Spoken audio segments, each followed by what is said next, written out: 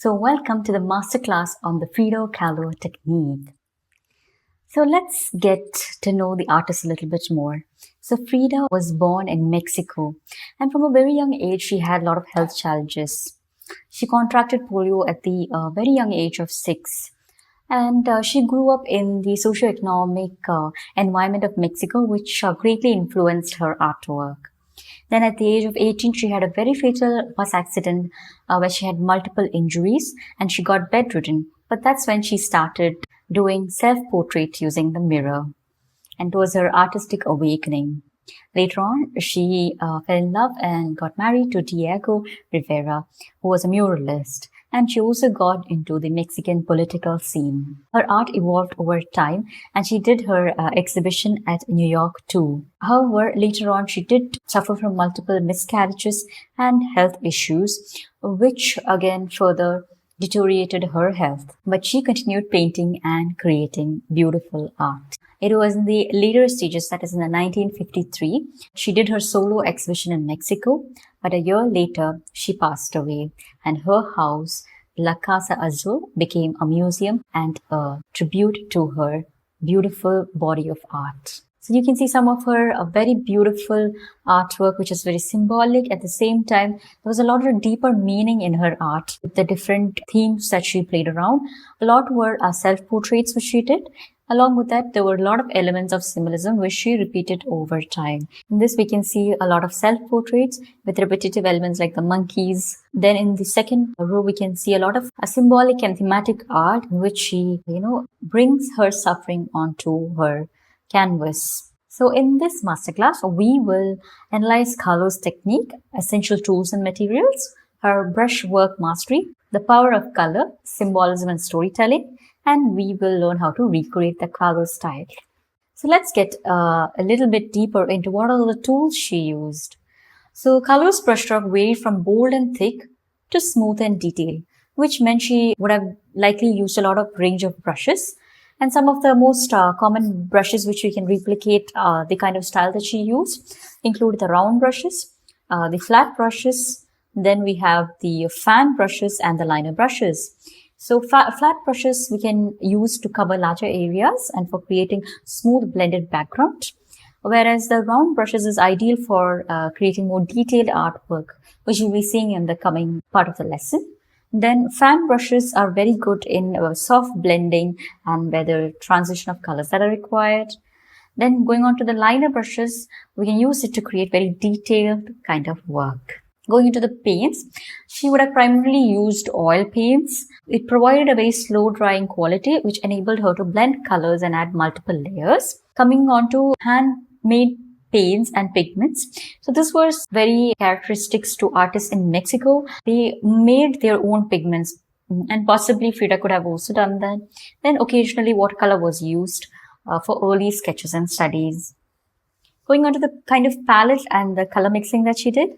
A traditionally wooden palette would have been used by Frida or even glass surface. So some artists prefer glass for its smoothness and ease of cleaning.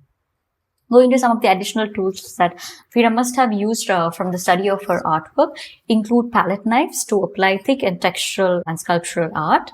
Then you use a fine pointed stick or the back of the brush to give a detailing or like the sgraffito techniques. And then the mirror. Since she was bedridden, she used a mirror for most of her self-portrait art, allowing her to study her own expression and emotion in real time. Going on to some of the surfaces and supports that she used. So she would have used masonite boards. They provided a firm, non-textured surface for precise brushwork. That's why you get a very smooth finish. Going on to canvas was occasionally used, though not as frequent as the masonite board. Going on to metal sheets or the ex-voto style. So here you can see the religious amulet over here and how it is created from metal. So similarly, the embossed kind of metallic work is what the ex-voto style is. So because this style was very prevalent in Mexico, she would have used metals for a small scale work. She painted on tin or metal inspired by the traditional Mexican religious painting. Going on to the easel and studio setup that she would have had. Because she was bedridden and challenged health-wise, she used a very sturdy bed easel, which was custom made for her. When she was able, she used a more traditional easel for larger works. And her studio setup reflected her vibrant personality with a mix of plants, cultural artifacts, and traditional Mexican decor around her workspace. Going on to mastering the brushwork, a step-by-step breakdown. So some of the brush strokes that were recurrently seen in Frida's works included bold, thick strokes for textures. So one of the key features of Kahlo's technique is use of thick, expressive brush strokes. These strokes created a textured feel on the canvas, allowing the viewer to feel the intensity of emotion or the energy of the subject. Now, how can we replicate this? Load your brush generously with paint. Use broad, sweeping motions to apply the paint onto your canvas. And experiment with different brush sizes to create varying thickness and texture.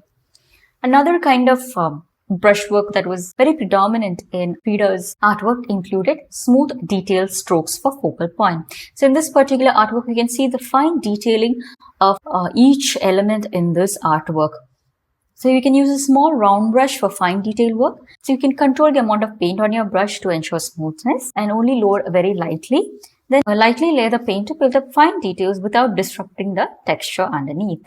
So here we can see how beautifully the details have been done in this particular artwork. The hair details, the tears, the fabric textures, the amulet details, everything so beautifully and intricately done.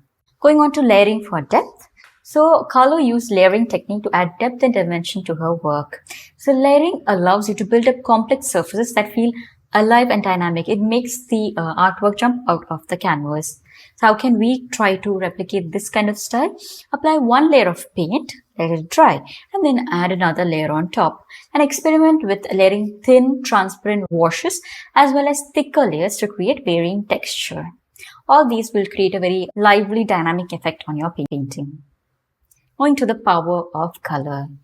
So Frida Kahlo was a master of using color, not for just aesthetic appeal, but to communicate a deep emotions and personal struggles. So in her painting, she used colors to reflect her pain, joy, and identity. So for this particular painting called The Two Frida, she uses contrasting palette. So you can see a white color European aesthetic and whereas a bright colored Mexican aesthetic. This depicted the emotional divide between her two identities, one of which represents her Mexican heritage and the other one her European influence. Next, going on to the Kahlo's emotional use of colors. So the key insight from Kahlo's use of colors include she mostly used bold, vibrant hues like reds and yellows, and it often symbolized passion, love, and pain. Muted tones like blues and greens can suggest calmness or sadness and often reflect introspection. Now, like we said before, contrasting colors are often used to represent emotional conflict or duality as seen in the two Fridas. Going on to earthy tones like ochres and brown connect her to her Mexican roots and can evoke feeling of grounding and connection to nature. So in these paintings, it is beautifully depicted how there was a lot of contrasting colors used, the backgrounds of blues and neutral tones suggesting introspection, then a lot of bold and vibrant colors to bring the art out, and earthy tones that reflect the Mexican heritage. Going on to practical techniques, which include blending and experimenting with colors. So some of the technique that Kahlo would have used to bring out the beautiful and dynamic effects of her work include the wet on wet blending technique. So you can apply paint while it's still wet, allowing the color to blend naturally on the canvas. And this creates a very smooth transition and gradient.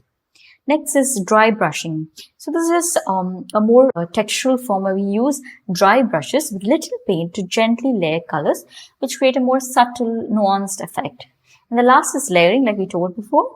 Apply multiple layers of paint to build depth and richness, and let each layer dry before adding the next to avoid muddy color. So you can learn these techniques as well as more brushwork technique in our acrylic masterclass for beginner artists. You can go through it and explore and upskill yourself in the technique study. Going into applying the color theory. So like we told before, she limited her color palettes into neutrals, the earthy tones, and the bold, vibrant colors. For example, you might pick like reds and yellows for passion and energy, or blues and greens for tranquility and introspection. Now, focus on creating gradients and contrast in these colors that you've chosen, and apply bold, opaque colors in some areas and soft, translucent layers in the other to replicate the color style. Going on to the Kahlo's use of symbolism. Now, Frida Kahlo's paintings are filled with symbolism, objects, animals, and even colors that represent different aspects of her life, her culture, her emotion. These symbols are not just decorative elements, they are part of the visual language Kahlo used to communicate complex ideas about identity, pain, and love.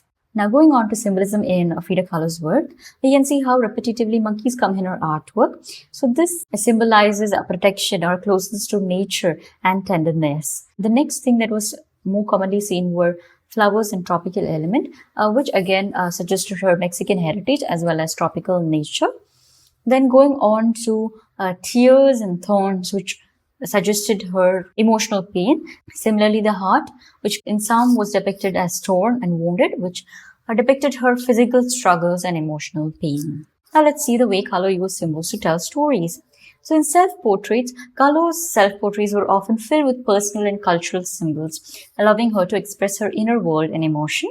Going to repetition of symbols, like we told before, many of the same symbols appeared in her work, creating consistent narrative threads throughout her painting.